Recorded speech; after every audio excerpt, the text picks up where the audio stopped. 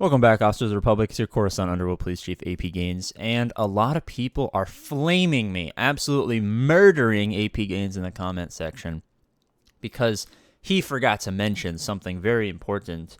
And by forgot to mention something, I mean I was saving it for this video, but apparently the excitement, the enthusiasm is there. So we got that leak, and while I don't believe it to be all that real, let's say it is real. A lot of people are complaining about arena mafias. Sure. And they're saying getting rid of arenas would be great for free-to-play. I actually think that, things like Fleet Arena, at least in the current iteration of the game, are what's keeping free-to-play alive. But let's say it's gone. It gets replaced with some sort of daily tournament. I think that's going to be awesome. But, here's the thing, and I don't think a lot of people are understanding this, and I'll try to break it down for you. A lot of people are saying, I love the arenas, great for free-to-play. A lot of people are saying, I hate the arenas, it's bad for free-to-play, right? There's always going to be that split. But at least, with Fleet Arena, you can get your negotiator malevolence, you can get up early, you can get some good crystals, you can build an entire account off of it. This account, Nicole's account, is built entirely off of just Fleet Arena. You go into Squad Arena, she's 230th, we don't do any battles, on Squad Arena, except for the 2 a day. And then Fleet Arena, she drops down to like 18, and then she climbs up to first every day, and she gets her 400 crystals. And her entire account, which is very solid, 1.4 million GP, super efficient, got all the best teams, has been basically built off the back of Fleet Arena. But let's say it gets changed for some sort of daily tournament. What about all the players who don't have, super lean rosters like Nicole's, who don't have amazing rosters? All of those people who, could have one good fleet team or maybe a good Squad Arena team, and they could build their roster off of the back of those teams with that crystal income. What happens to all those players who rushed, a Galactic Legend and are going to be at a huge disadvantage in GAC against, better, leaner rosters? What about all the people who just farmed whatever they want? Now, instead of being able to farm up 1 or 2 good teams and being able to have good free-to-play crystal income, they're going to have no crystal income until they figure out a way to fix their entire roster, which can take years. It can take years to go from like a super bloat roster to getting whatever. But, players like on Nicole's account who, they've specifically targeted ships, specifically targeted characters to make sure that in a GAC setting that they're always at the advantage, especially against people, with like Galactic Legends and stuff like that. What happens to those players who aren't in a good position where their entire crystal income from the arenas is completely gone because, they have like a good Darth Revan team and they can get up, top 200, get okay crystals, and then, top 5 in Squad and Fleet Arena, and make a manageable enough crystal income a day to, do their Cantina refreshes to get a couple Cantina characters, to build up relic mats to get those characters up to relic, do their mod refreshes so that they can get good mods, do their energy refreshes so they can farm the newest characters. What happens to all those players who can no longer rely on the arenas as a simple, not but like a simple way to build up that free-to-play crystals? A lot of people are like, "Oh my god, it's gonna be so exciting! It's gonna promote,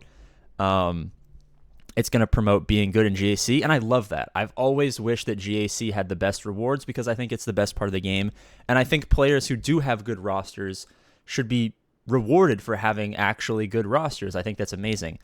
The issue I have, if this leak is true, is that it seems so abrupt. You know what I'm saying? Like, it should be like on top of the reward should be on top of, just because the culture has been arena for so long, and I get that some people are saying it's an outdated game mode, or it's not fun, or the mafias are keeping you down, and the little man can't rise to the top, and I get all of that.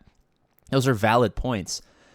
But what happens when they just completely switch it, and then some people are not barred out from the top 5 because a couple of guys in a shard don't like them, but instead are barred out because they didn't go super anal with how specifically they farmed every team, and now they're going against these, you know what I'm saying?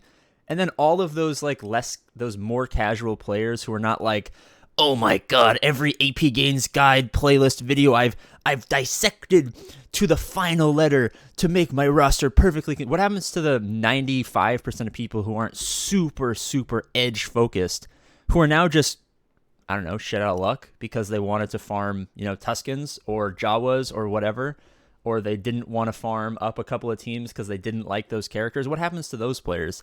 Do we just well, I guess you don't get crystals, and now you either got to quit, make no progress, or pay money? What do we tell them, right? I would be totally fine if, let's just say this, reduce the amount you get in arenas, decrease the total number of crystals in arenas. That's fine. Move that crystal difference over from arenas to GAC so that if there's a player who's super GAC focused and they've never been good in arenas, they're going to make up for that lack of arena viability with the GAC. And if there's a player who's super arena focused and not GAC focused, they're able to absorb that hit a little bit less because they're not going to be great in GAC, but they're really good in arena so that they're still balanced out. Give the players an opportunity to at least wane off of being hyper focused in one area as opposed to another.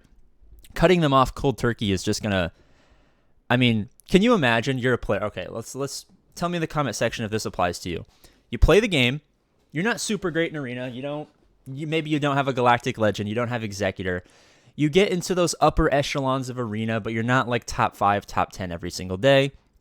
And then in GAC, you win most of your battles, but you don't win every single one.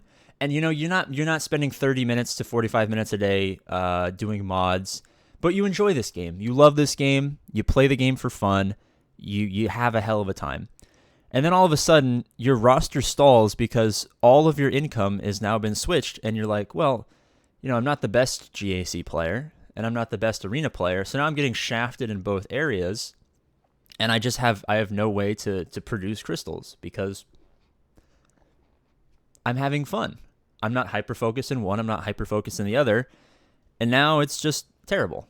Now, I get that obviously that's a stupid example, and without knowing what these changes are, there's no way for me, or for you guys for that instance, to actually determine whether or not this is a good thing. The leak said it was like a sentence saying GAC daily change or whatever the hell it was, right?